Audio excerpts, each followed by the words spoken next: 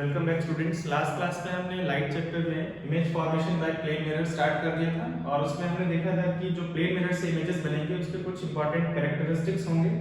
उनमें से एक था कि जो ऑब्जेक्ट डिस्टेंस है वो इमेज डिस्टेंस के इक्वल होगा, हाइट ऑफ द ऑब्जेक्ट है वो हाइट ऑफ द इमेज के इक्वल होगा, और हमने देखा था कि जो इमेज है वो अगर हमारा ऑब्जेक्ट एक्चुअल ऑब्जेक्ट है या फिर हम बोले रियल ऑब्जेक्ट है तो उसकी वर्चुअल इमेज बनेगी। और साथ साथ एक जो फैक्टर था, मतलब एक हमारा कैरेक्टरिस्टिक था, वो था कि जो राइट साइड है आपका वो मिरर में आपका लेफ्ट दिखाई देगा, जिसको हम लोग लेटरल इन्वर्जन बोलते हैं। ये कैरेक्टरिस्टिक थे image formation by plane mirror के। आज हम इसी के आगे कंटिन्यू करने वाले। मैंने आपको लास्ट क्लास में बताया था कि जब हम इमेज फॉर्मेशन कर रहे थे प्लेन मिरर से, तो उसके लिए आप रे डायग्राम, हमने जो मेथड देखा था उसको हम लोग कह सकते हैं कि हमने रे डायग्राम के थ्रू वो किया था। बट क्योंकि हमें प्लेन मिरर से जो इमेज बनेगी उनके कुछ इंपॉर्टेंट कैरेक्टरिस्टिक्स पता है, तो हम लोग उनको यूज कर सकते हैं डायरेक्टली डायग्राम बनाने के लिए शॉर्टकट तरीके से, जो कि आपको खासकर कभी-कभी मल्टीपल चॉइस क्वेश्चंस में या कॉम्पिटिटिव एग्जाम्स के क्वेश्चंस में यूजफुल रहेगा। अदरवाइज जो सब्जेक्टिव आपके स्कूल के एग्जाम्स होते हैं वहां पे आपको रे डायग्राम वाले मेथड के थ्रू ही इमेज बनानी पड़ेगी ऑब्जेक्ट की। तो वही हम देखते हैं। सपोज हमारे पास एक ऑब्जेक्ट है, यहाँ पर रखा हुआ है, ये रहा हमारा प्लेन मिरर। शेड कर देते हैं। ये वाला पार्ट जो है वो नॉन रिफ्लेक्टिंग होगा, पेंटेड सरफेस है, इधर रिफ्लेक्टिंग सरफेस है। सपोज हमारा ऑब्जेक्ट जो है यहाँ पे रखा हुआ है, ऑब्जेक्ट या जैसे कि हमें पॉइंट ऑब्जेक्ट ले रहे थे, पॉइंट ऑब्जेक्ट से शुरू करते हैं। ये रहा हमारा ऑब्जेक्ट, तो ये ऑब्जेक्ट है।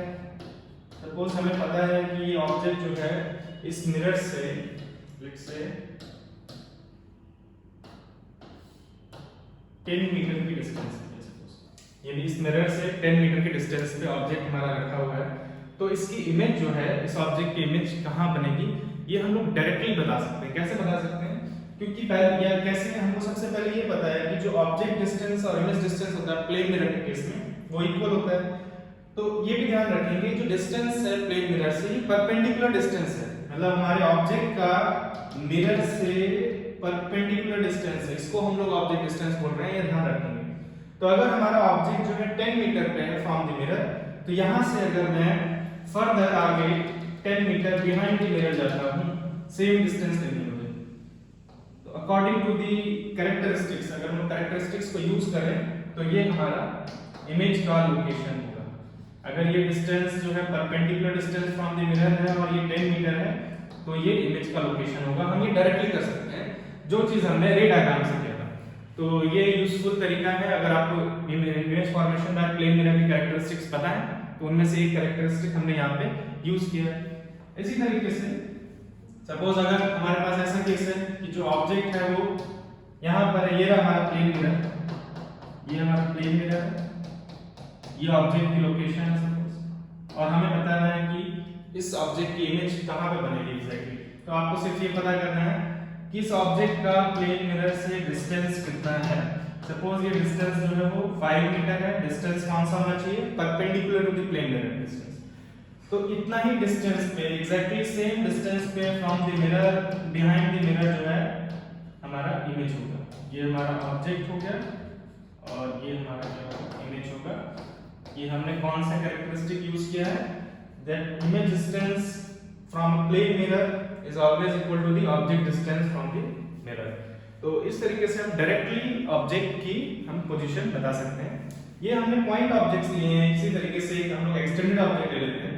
सपोज ये रहा एक ऑब्जेक्ट, इस तरीके से है, इसका कुछ लेंथ है और हमें फाइंड करना है कि इस ऑब्जेक्ट की इमेज कहाँ बनेगी और ये ऑब्जेक्ट की इमेज कैसे दिखाई देगी।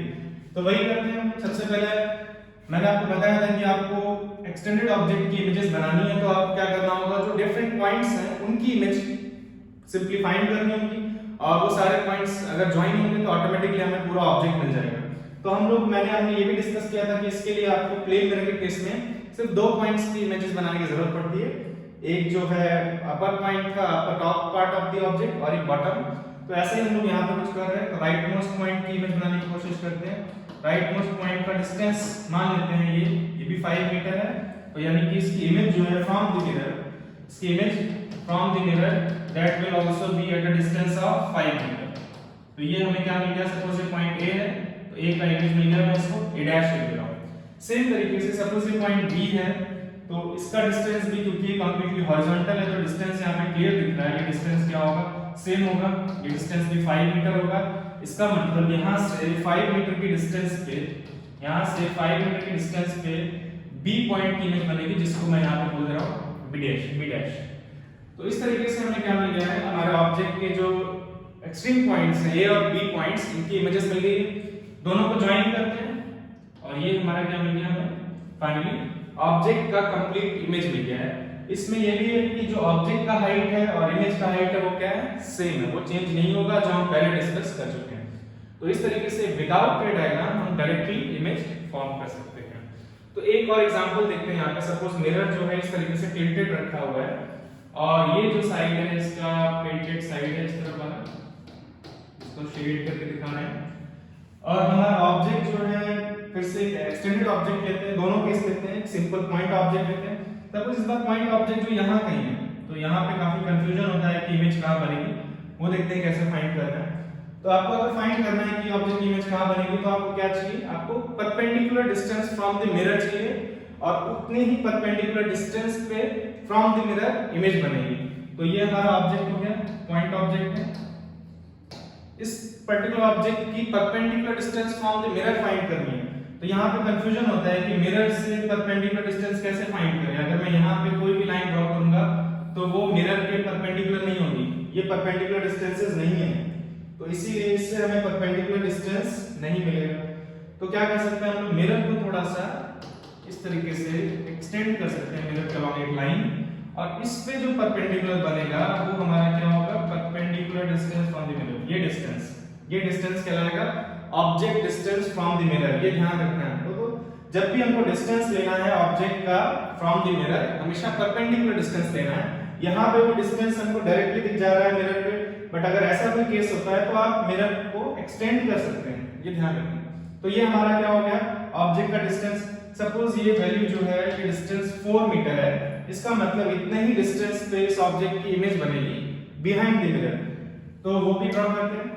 तो यहाँ से मुझे मिरर से 4 मीटर के परपेंडिकुलर डिस्टेंस पे जाना है बिहाइंड द मिरर। ये डिस्टेंस लेट से 4 मीटर है, दैट मींस यहाँ पर ये क्या होगी, लोकेशन होगी इमेज की, ये हमारे इमेज की लोकेशन होगी। इस तरीके से आप क्या करेंगे, ऑब्जेक्ट की इमेज फॉर्म करेंगे।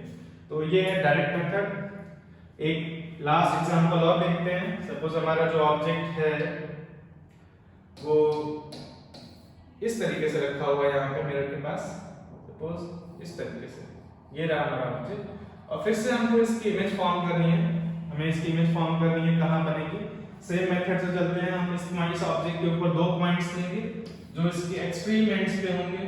तो एक पॉइंट मैंने यहाँ लिया है, एक पॉइंट यहाँ लिया है, इस पॉइंट को मैं A बोल दे रहा हूँ, इस पॉइंट को B बोल दे रहा हूँ। इन दोनों पॉइंट की हमको इमेज फॉर्म करनी है, ठीक है।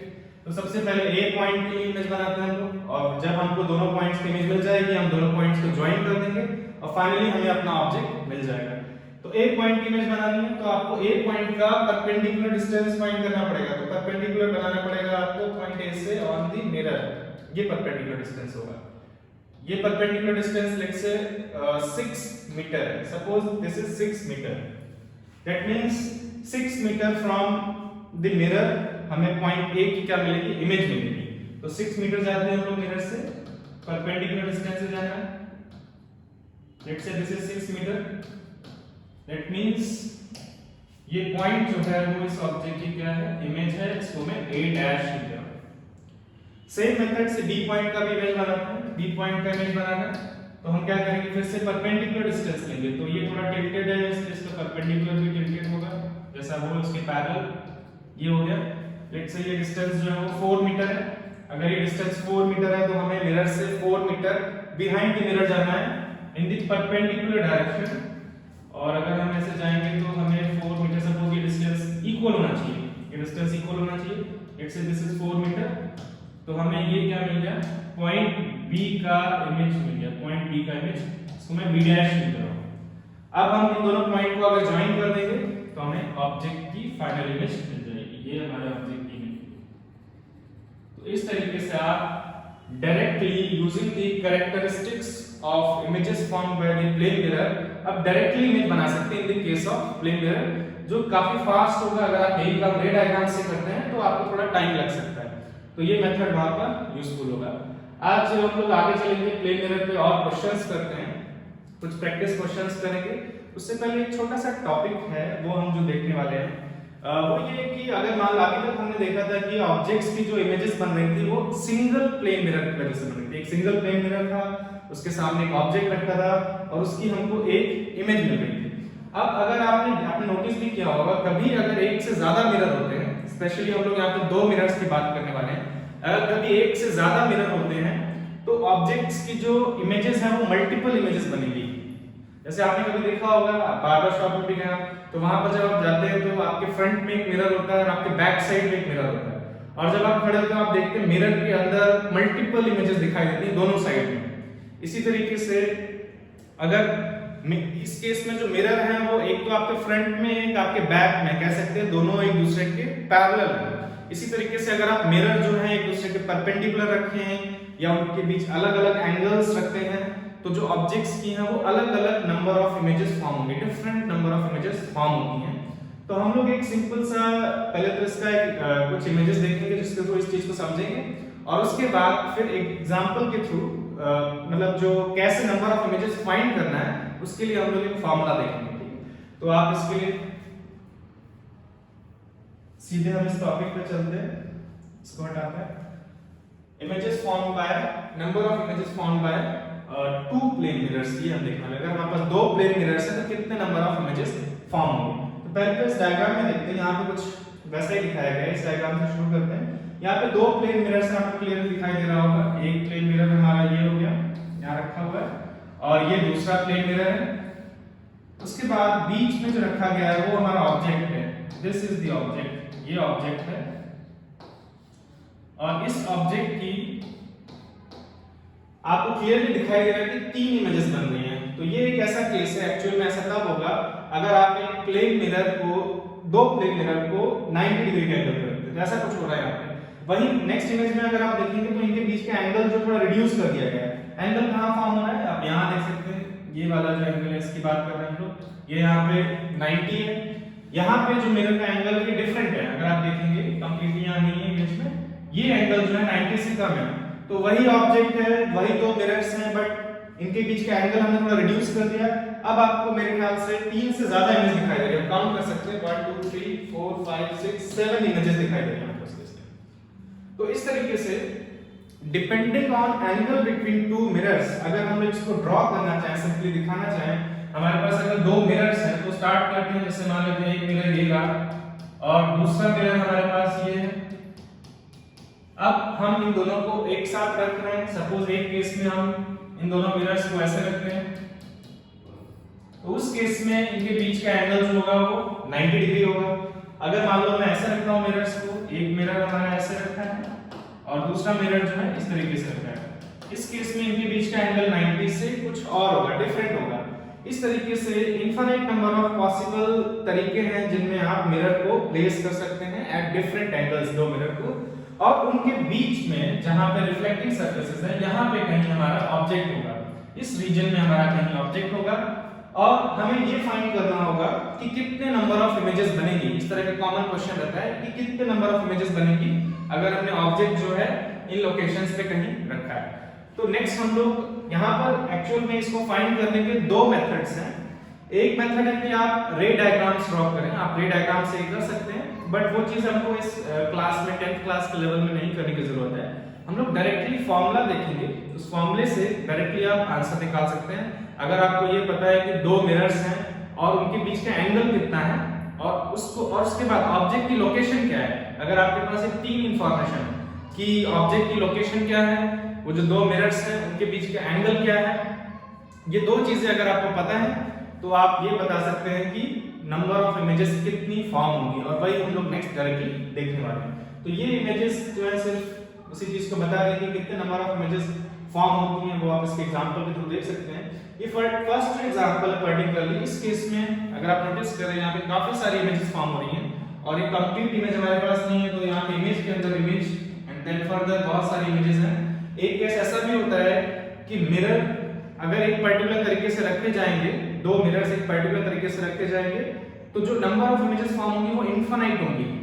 और इसका आपको आइडिया भी, आपने जो हमने बार्बर शॉप वाला जो एग्जांपल अभी डिस्कस किया, उस केस में एक्चुअल में आप देखेंगे इमेजेस जो बनती हैं वो कभी खत्म ही नहीं होंगी, आप काउंट करते रहेंगे इमेज के अंदर इमेज, इमेज के अंदर इमेज फर्दर बनती जाएंगी। तो ऐसा तब होता है जब आप दो प्लेन मिरर्स एक दूसरे के पैरेलल रख देते हैं इस तरीके से। अगर आपके फ्रंट में प्लेन मिरर है और बैक में प्लेन मिरर है तो आपको इनफाइनाइट नंबर ऑफ इमेजेस दिखाई देंगे। ये वो वाला केस है, स्पेशल केस है। बाकी केसेस में अगर आप एंगल्स चेंज करते हैं तो उस केसेस में आपको डिफरेंट इमेजेस मिलती हैं, और वो नंबर ऑफ इमेजेस कैसे फाइंड करना है उसका हम लोग सीधे फॉर्मूला देखने वाले हैं। उस फॉर्मूले से आप directly number of images find कर सकते हैं विदाउट ड्राइंग द एक्चुअल रे डायग्राम्स। तो वो फॉर्मूला क्या है वो देखते हैं। उससे पहले जो अभी हमने बात की कि आपको जो पता होना चाहिए वो दो चीजें, एक तो हमारा जो दो प्लेन मिरर्स हैं उनके बीच का एंगल कितना है, और दूसरी चीज की वो दोनों प्लेन मिरर के बीच में जो ऑब्जेक्ट रखा है उसकी लोकेशन क्या है, तो वो पहले क्लियर करते हैं। सपोज हमारे पास ये दो प्लेन मिरर्स हैं, एक प्लेन मिरर ये रहा और एक प्लेन मिरर मैंने ऐसे रखा है, एक प्लेन मिरर इस तरीके से रखा है। तो इनके बीच का जो एंगल होगा इसको हम लोग यहाँ पर, ये वाला एंगल, इसको हम लोग यहाँ पे थीटा से डिनोट कर रहे हैं, थीटा से डिनोट कर रहे हैं। ये वो एंगल है जो हमें पता होना चाहिए। अगर आप इन मिरर्स को इस तरीके से रोटेट करते हैं तो इनके बीच का एंगल इंक्रीज करेगा, और वापस लाते हैं तो एंगल डिक्रीज करेगा। ये एंगल हमें पता होना चाहिए, पहली चीज।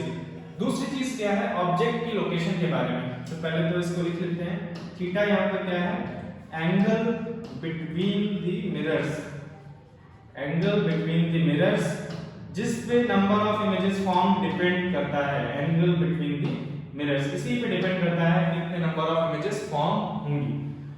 नेक्स्ट देखते हैं, दूसरा जो इंपॉर्टेंट चीज हमें पता होनी चाहिए वो ये है कि जो हमारा ऑब्जेक्ट है वो कहाँ पर लोकेटेड है। तो यहाँ पर आपको ऐसा नहीं है कि आपको एग्जैक्ट लोकेशन पता होना चाहिए कि ऑब्जेक्ट जो है वो मिरर से कितने डिस्टेंस पे लोकेटेड है। जो हमें पता होना चाहिए उसके बारे में बात करते हैं। अगर हम यहाँ पे एक पर्टिकुलर एंगल की बात करें, जो प्लेन मिरर्स हैं इनके बीच में एंगल थीटा है, इसको हम लोग दो पार्ट्स में डिवाइड कर सकते हैं एंगल को बाय ड्राइंग द लाइन, जिसको हम लोग बोलेंगे एंगल बाइसेक्टर। इसी को हम लोग बोलते हैं एंगल बाइसेक्टर मैथ्स में। तो ये एंगल बाइसेक्टर जो है वो क्या है, बेसिकली ये इस एंगल को दो इक्वल पार्ट्स में डिवाइड कर रहा है। मान लो अगर ये एंगल 60 डिग्री होता है तो ये पार्ट कितना होगा 30 डिग्री, और दूसरा वाला पार्ट कितना होगा वो भी 30 डिग्री होगा। ये एंगल बाइसेक्टर क्यों इंपॉर्टेंट है वो देखते हैं। अब हमारा जो ऑब्जेक्ट है वो क्या एंगल बाइसेक्टर पे रखा हुआ है कहीं, क्या हमारा ऑब्जेक्ट एंगल बाइसेक्टर पे कहीं भी रखा है एंगल बाइसेक्टर पे, या इसके बाहर रखा है। इसके बाहर का मतलब इन सभी पॉइंट्स पे, जिसको मैं डिफरेंट कलर से यहां शो कर दे रहा हूं, इन सभी पॉइंट्स पे क्या एंगल बाइसेक्टर पे रखा है, या इसके अलावा जो बाकी पॉइंट्स हैं बिटवीन द मिरर यहां कहीं रखा है। इस पे भी डिपेंड करता है कितने नंबर ऑफ इमेजेस फॉर्म होंगी, इस पे भी डिपेंड करेगा कितने नंबर ऑफ इमेजेस फॉर्म होंगी। तो हमें ये भी पता होना चाहिए कि हमारा जो ऑब्जेक्ट है वो क्या वो एंगल बाइसेक्टर पे रखा है कि नहीं रखा है, या फिर एंगल बाइसेक्टर के अलावा जो बाकी पॉइंट्स हैं उन लोकेशंस पे रखा है। सिर्फ इतना पता होना चाहिए, और अगर हमें इतना पता है तो ही हम आंसर कर पाएंगे कितने नंबर ऑफ इमेजेस फॉर्म होंगी। तो ये दो चीजें हैं हमें ध्यान रखनी है। अब देखते हैं कैसे फाइंड किया जाएगा, फार्मूला क्या है, तरीका क्या है वो देखते हैं। तरीका ये है कि आपको एक बार एंगल पता लग जाए कि एंगल बिटवीन द मिरर्स कितना है, तो आप क्या करेंगे, उस एंगल से 360 डिग्री को डिवाइड करेंगे। मतलब आप ये वैल्यू फाइंड करेंगे 360 बाय थीटा आप फाइंड करेंगे। इसका क्या मतलब है, सपोज थीटा का वैल्यू जो है, लेट्स से थीटा का वैल्यू 60 डिग्री है, तो मैंने आपसे कहा कि आपको थीटा पता चल गया, एंगल बिटवीन द मिरर्स पता लग गया, तो आप क्या करेंगे 360 बाय थीटा की वैल्यू फाइंड करेंगे। थीटा की वैल्यू 60 है, तो आप 360 बाय थीटा फाइंड करते हैं तो आपको एक नंबर मिलेगा जिसकी वैल्यू कितनी होगी, 6 होगी। 360 बाय थीटा फाइंड करते हैं तो आपको 6 मिलेगा। सपोज मैं आपसे बोलता हूं कि थीटा का वैल्यू जो है वो 30 डिग्री है, थीटा का वैल्यू 30 डिग्री है, तो अगर आप 360 बाय थीटा फाइंड करते हैं, 360 डिवाइडेड बाय थीटा की वैल्यू फाइंड करते हैं, तो आपको जो आंसर मिलेगा वो 12 डिग्री होगा। आपको जो आंसर मिलेगा वो कितना आएगा, 12 डिग्री आएगा। 12। इस तरीके से आपको सबसे पहले तो पता होना चाहिए कि एंगल बिटवीन द मिरर्स क्या है, उसके बाद आप ये वैल्यू फाइंड करेंगे। तो मान लेते हैं ये जो वैल्यू हमको मिलेगी, मैं इसको n से डिनोट कर दे रहा हूं, कैपिटल N से। जो भी वैल्यू मिलेगी उसको मैं कैपिटल N से डिनोट कर दे रहा हूं। जैसे कि यहाँ पे पहले केस में n का वैल्यू कितना आया था 6 आया था, दूसरे केस में जब हमने angle between the mirrors 30 degree लिया है तो n का वैल्यू कितना आया 12 आया। तो पहली चीज आपको ये फाइंड करनी है कि 360 बाय थीटा का वैल्यू कितना आ रहा है, और यहाँ पे थीटा क्या है, एंगल बिटवीन द मिरर्स। आगे चलते हैं। अब यहाँ पे तीन पॉसिबल आंसर्स हो सकते हैं। तीन पॉसिबल आंसर्स क्या हो सकते हैं वो देखते हैं। 360 बाय थीटा, बेसिकली हम लोग क्या कर रहे हैं, एक पर्टिकुलर नंबर से नंबर को डिवाइड कर रहे हैं। तो आपको जो नंबर्स मिल सकते हैं वो तीन तरह के हम लोग कह सकते हैं, यहाँ पे तीन तरह से क्लासिफाई कर सकते हैं। या तो आपको जो नंबर मिलेगा वो एक इवन इंटीजर होगा, ऑब्वियसली पॉजिटिव इंटीजर होगा, यहाँ पे इवन इंटीजर होगा। या फिर जो नंबर आपको मिलेगा वो क्या होगा, एक ऑड इंटीजर होगा, एक ऑड इंटीजर होगा। और एक और केस पॉसिबल है कि आपको इंटीजर मिलेगा ही, तो हम सिंपली बोल देते हैं not an integer, not an integer. Basically आपको या तो इंटीजर मिलेगा या तो इंटीजर नहीं मिलेगा, यही होने वाला है।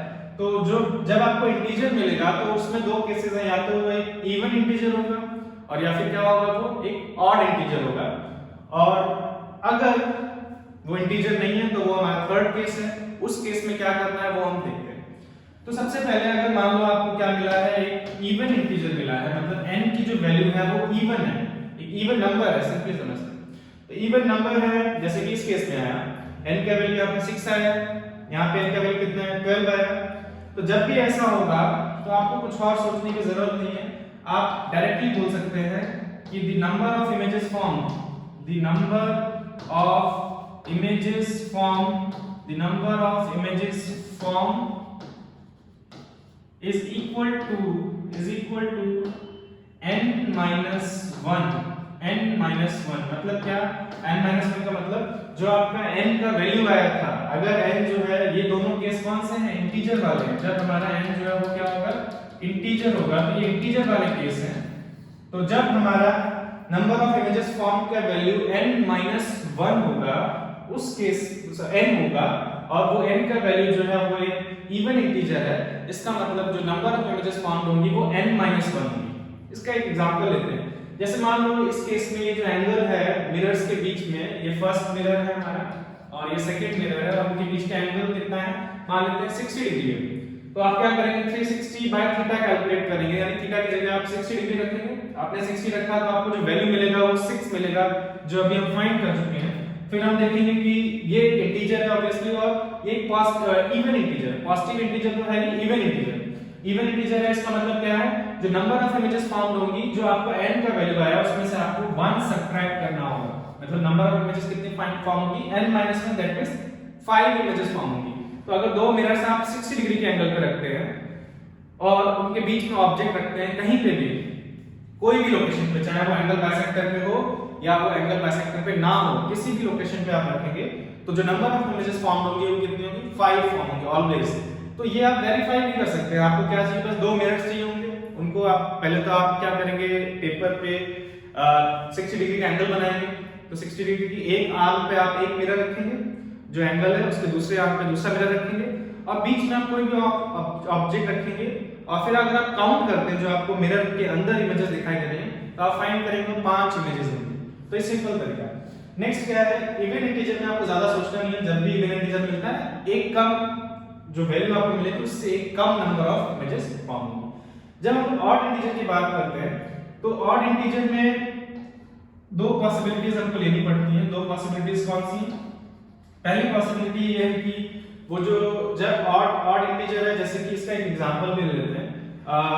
360 को हम किससे डिवाइड करेंगे, हमें एक ऑड नंबर मिलेगा, वो देखते हैं। सपोज आप 360 को 120 से डिवाइड करते हैं, 360 डिग्री को अगर हम लोग 120 से डिवाइड करते हैं, कहने का क्या मतलब है, जो 120 है वो क्या है, एंगल बिटवीन द मिरर्स, दोनों मिरर्स के बीच का जो एंगल है वो कितना है, 120। ये एंगल जो है वो 120 डिग्री दिया है, वो केस है।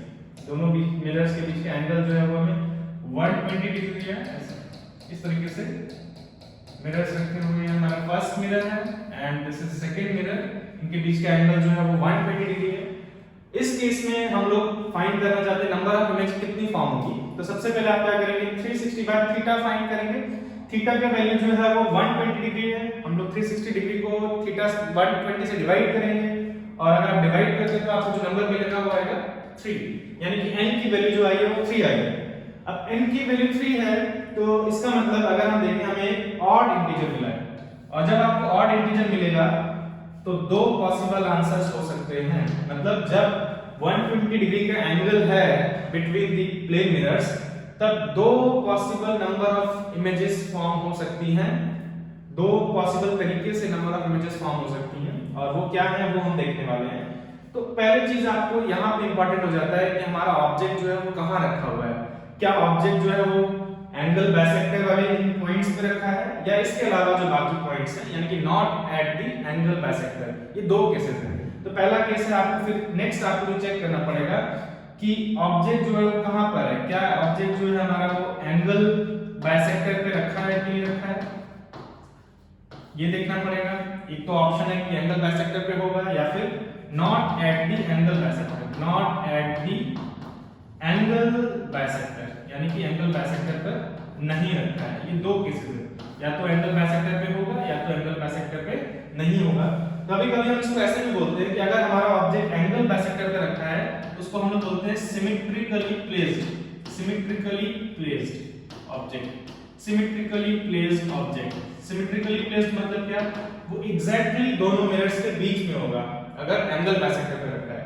और अगर नॉट एन एंगल बाइसेक्टर को हम लोग कभी-कभी बोल देते हैं एसिमेट्रिकली प्लेस्ड, एसिमेट्रिकली प्लेस्ड ऑब्जेक्ट, मतलब कि एंगल बाइसेक्टर पे नहीं रखा है, एसिमेट्रिकली प्लेस्ड ऑब्जेक्ट। ये दो केसेस होंगे, symmetrically placed object, asymmetrically placed object. ठीक है, तो सिमेट्रिकली प्लेस्ड ऑब्जेक्ट का मतलब वही है कि एंगल बाइसेक्टर पे रखा है, और एसिमेट्रिकली प्लेस्ड ऑब्जेक्ट का मतलब क्या है कि एंगल बाइसेक्टर पे नहीं रखा है। अब देखते हैं अगर सिमेट्रिकली प्लेस्ड होगा तो क्या करना है। अगर हमारा ऑब्जेक्ट सिमेट्रिकली प्लेस्ड होगा, उस केस में जो नंबर ऑफ इमेजेस फॉर्म होंगी वो n-1 होंगी, n-1। मतलब n का जो भी वैल्यू है उसमें से आपको क्या करना है, 1 सब्ट्रैक्ट करना है। अगर ऐसा होता है, अगर हमारा ऑब्जेक्ट एंगल बाइसेक्टर पे रखा है, और अगर हमारा ऑब्जेक्ट जो है वो एंगल बाइसेक्टर पे नहीं रखा है, तो उस केस में जो इमेजेस बनेगी वो n के ही इक्वल होंगी। नंबर ऑफ इमेजेस फॉर्म जो है वो n के ही इक्वल होंगी। तो यहां लिख लेते हैं नंबर ऑफ इमेजेस फॉर्म, हम बात कर रहे हैं नंबर ऑफ इमेजेस फॉर्म जो है वो n-1 होगी अगर ऑब्जेक्ट जो है वो एंगल बाइसेक्टर पे नहीं रखा है, और अगर एंगल बाइसेक्टर पे नहीं रखा है तो नंबर ऑफ इमेजेस फॉर्म जो होगी वो n के इक्वल होगी। Number of images form will be equals to n। तो ये हमारा जो दो पॉसिबल केस हैं, उन केस में आपको क्या करना है वो हमने देख लिया है। जो थर्ड केस है नॉट एन इंटीजर है, अच्छा इसको हम इसका एग्जांपल भी हम लोग कंप्लीट कर लेते हैं। तो अभी हमने देखा था कि अगर मिरर्स के बीच में 120 डिग्री का एंगल होता है तो n की वैल्यू 3 आएगी। अब 3 के केस में दो पॉसिबल केसेस हैं।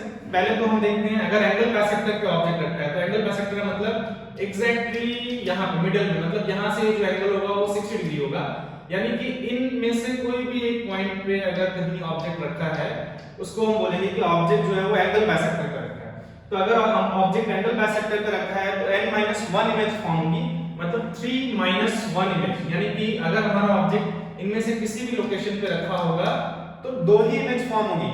120 डिग्री पे अगर हमारा दोनों मिरर्स हैं और जो ऑब्जेक्ट है वो एंगल बाइसेक्टर पे रखा है तो इस केस में दो ही इमेज फॉर्म होगी। हाँ, लेकिन अगर मान लेते हैं हम ऑब्जेक्ट को जो है शिफ्ट कर देते हैं एंगल बाइसेक्टर के अलावा किसी और पॉइंट पे रखते हैं, इन सभी पॉइंट में से किसी भी पॉइंट पे रखते हैं, उस केस में जो इमेजेस फॉर्म होगी वो n के इक्वल होगी। मतलब इस केस में जो आंसर होगा वो कितना होगा, 3 होगा। मतलब अगर 120 डिग्री पे दो मिरर्स रखे हुए हैं इस तरीके से और उसके बीच में आप सपोज आप ही खड़े हो जाते हैं तो आपको अपनी 3 इमेजेस दिखाई देंगी अगर आप एंगल बाइसेक्टर पर नहीं हैं, और अगर आप एंगल बाइसेक्टर पे खड़े हैं तो आपको अपनी 2 इमेजेस दिखाई देंगी। तो इस तरीके से आप इन दो पर्टिकुलर केसेस के लिए number of images form find कर सकते हैं। अब जो थर्ड केस है नॉट एन इंटीजर, यूजुअली क्या होता है जब आप 10th के लेवल में, तो मोस्टली कॉम्पिटिटिव एग्जाम्स में ये वाला केस नहीं पूछा जाएगा आपसे कि जैसे मान लो अगर मैं एंगल लेता हूं 150 डिग्री या सपोज 70 डिग्री या फिर 40 डिग्री में हमें एक नंबर मिलेगा लेट्स से 80 डिग्री। इस तरीके से अगर आप इस तरह के नंबर्स लेते हैं कि अगर आप 360 को उससे डिवाइड करेंगे तो आपको एक रियल नंबर मिलेगा, इंटीजर नहीं मिलेगा। तो अगर आपको एक इंटीजर नहीं मिलता है उस केस में आपको रे डायग्राम बनाना पड़ेगा, रे डायग्राम के through number of images actual में काउंट करनी पड़ेगी। तो मोस्टली आपको 10th के लेवल में इस पार्ट से क्वेश्चन जो है नहीं पूछा जाता है। तो ये वाला जो पार्ट है ये कभी कभी यूजफुल हो जाता है क्वेश्चंस को जल्दी सॉल्व करने के लिए।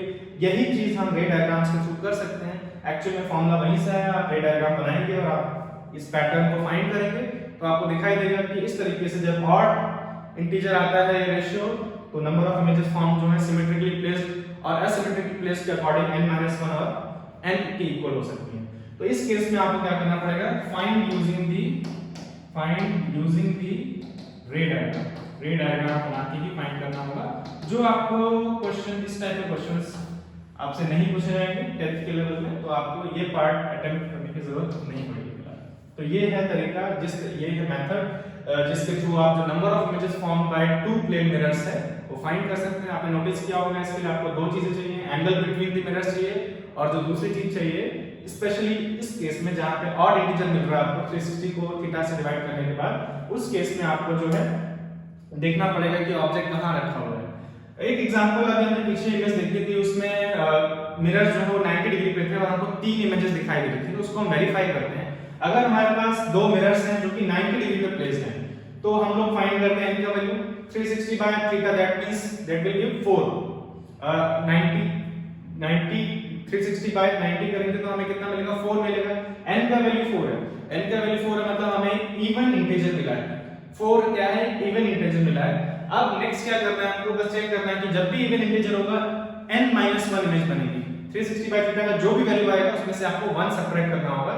दैट मींस अगर दो मिरर्स 90 डिग्री पे रखें और आप बीच में कहीं पे भी खड़े जाएं इंडिपेंडेंट ऑफ योर लोकेशन, मतलब जरूरी नहीं कि आप एंगल बाइसेक्टर पे हो, आप एंगल बाइसेक्टर पे नहीं भी होंगे तो भी n-1 मतलब 4-1 यानी कि 3 इमेजेस बनेगी जो हमने अभी पीछे वाली इमेज में देखा था।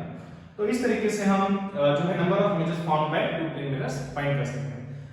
अब हमें एक्चुअल में यहाँ पे क्या देखना है, नेक्स्ट जो है हमें आगे चलकर जो कि हम नेक्स्ट क्लास में कंटिन्यू करेंगे, हमें ये फाइंड करना है कि डिफरेंट टाइप के क्वेश्चंस होते हैं कि एक ऑब्जेक्ट है जो कि मिरर की तरफ एक पर्टिकुलर स्पीड से आ रहा है, तो जो इमेज होगी उसकी स्पीड क्या होगी। जैसे कि सपोज आप मिरर के सामने रनिंग करने लगते हैं तो आप फाइंड करेंगे आपकी इमेज भी एक स्पीड से मूव कर रही है, तो आपकी स्पीड और मिरर की स्पीड में क्या डिफरेंस होगा। या फिर एक क्वेश्चन ऐसा हो सकता है कि सपोज आप प्लेन मिरर के सामने खड़े हैं और आपको पता है आप कितने डिस्टेंस पे खड़े हैं, आप वहां से 2 मीटर शिफ्ट होते हैं तो आपकी इमेज कितना डिस्टेंस शिफ्ट होगी अपनी ओरिजिनल लोकेशन से। और इसके अलावा बहुत सारे क्वेश्चंस होते हैं जहां पे आपसे ये पूछा जाता है कि आफ्टर एक से ज्यादा आपको मिरर्स ले दिए जाएंगे, लाइट रे आएगी, मल्टीपल रिफ्लेक्शन होगा, फाइनली लाइट रे कितने एंगल से मिरर से रिफ्लेक्ट होके जाएगी। और कभी-कभी आपको कुछ पर्टिकुलर एंगल्स फाइंड करने होंगे जहां पे रिफ्लेक्शन हो रहा है। इस तरह के क्वेश्चंस हम लोग नेक्स्ट क्लास में करने वाले हैं जो कि प्लेन मिरर पे बेस्ड होंगे, जो कि बेसिकली जो कुछ हमने पढ़ा है उसका एप्लीकेशन होगा। कुछ क्वेश्चंस में हमको इसी तरीके से जैसे अभी हमने देखा कि आपको angle between the plane mirrors find करना होगा, ऐसे कुछ angle between the plane mirrors से नंबर ऑफ इमेजेस फॉर्म्ड आपको फाइंड करना होगा। इस तरह के क्वेश्चंस भी हम लोग नेक्स्ट क्लास में करेंगे। Thank you.